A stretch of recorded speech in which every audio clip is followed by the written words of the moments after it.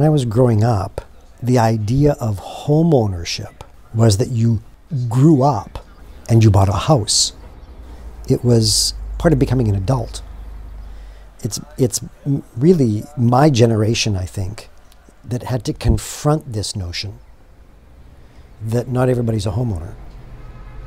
And the situation with affordable housing in Vancouver is terrifying.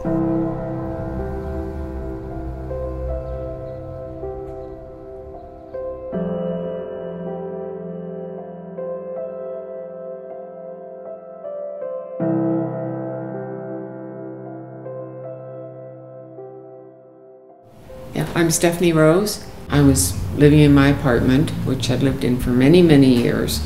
And then I lost my job. I worked at the lumber company. My rent was going up by leaps and bounds with no consideration of the fact that I had lost my job. And also because of my vision.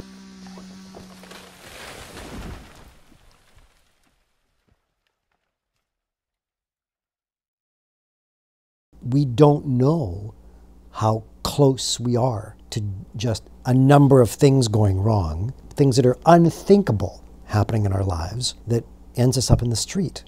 None of us are invulnerable to that.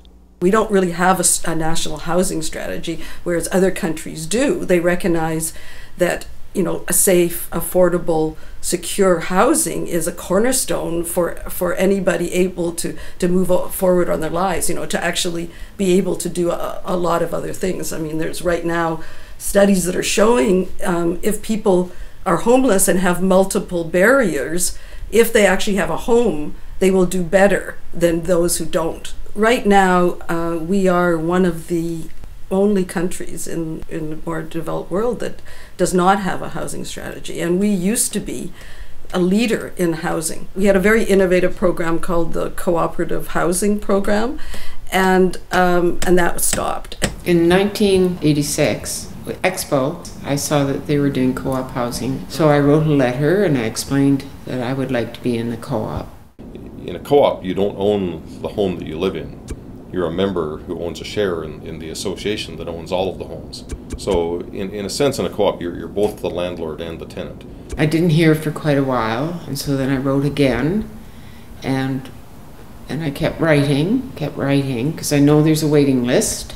And then what you paid in your payments was based on your income, so that lower income people would be paying a third of their income on rent, and higher income people would also be paying a third of their income on rent. At that time, Canada really led the way in looking at multi-income housing. But after 4 years of waiting, I got the phone call, and I had the interview, and then I got called to say that somebody else had taken it. And so I thought, oh, I'll probably never get in. After the Second World War, there wasn't enough rental housing being built. Housing that was being built was not affordable. And the cooperative movement said to the government, if you're going to invest government money in the production of affordable housing, you don't want to invest in housing that can become privately owned and then flipped for a profit, because then the government's invested is in effect wasted. So the cooperative movement said, we'll build you a few demonstration projects across the country.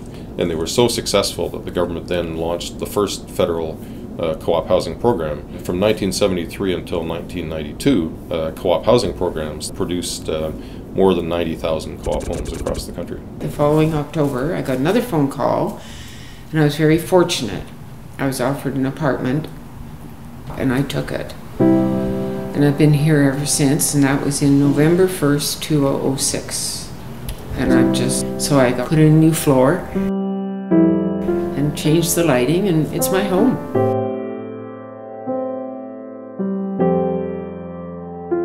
And I love it.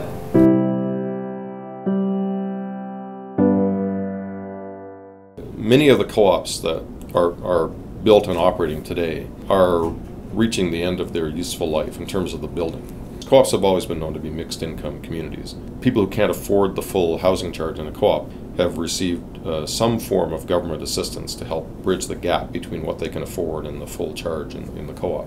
Those subsidies end when the operating agreements end. Which in the year 2020, so 7 years from now, 50% of the co-ops will be out of their operating agreements. 55,000 households in Canada will be living in co-ops where that subsidy is no longer available.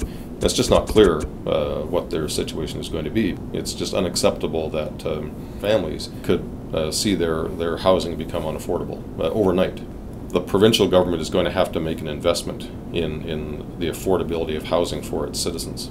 Building new homes is very expensive. Subsidizing private landlords to provide affordable rental accommodation isn't that effective because landlords simply raise the rent. Co-ops are a model of housing governance and management that already exists. They have no incentive to raise the cost of their housing beyond the break-even operation. Traditionally, actually, it has been really the affordable housing for people who can't afford a mortgage or buy into the housing market, but who want more stability than renting or subletting a condo in downtown. So it's kind of that middle ground for kind of the working class, the middle class, people starting off.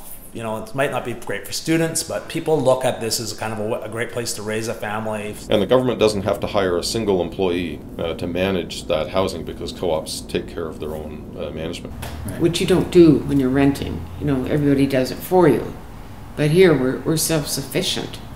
So co-op housing is the most cost-effective means for government to deliver affordable housing for its citizens. Co-ops operate on a not-for-profit basis. They make housing available at cost. And at the same time, aside from the financial benefit that gets delivered to government, co-ops also build citizenship because they create communities of people who are concerned not just for their own accommodation, but for the broader community outside the co-op.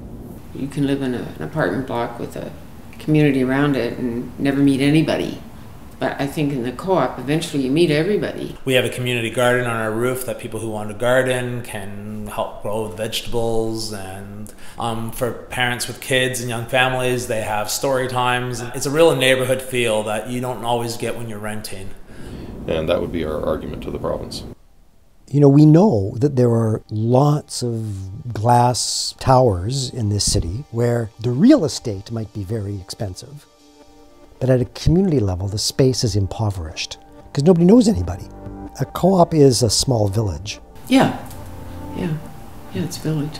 You know, what makes a co-op actually work is people who believe in cooperative living. You're all working together. It's very rich at a community level. It's been very interesting for the kids who've grown up because, you know, they've got 40 parents. Kids have grown up in the co-op because the co-op's 27, 28 years old now. They've left, gone out into the world, gone, God, I hate the co-op because it's where they grew up. But they've come back and they've gone, I had no idea what the world was like out there. I want to come back here and live.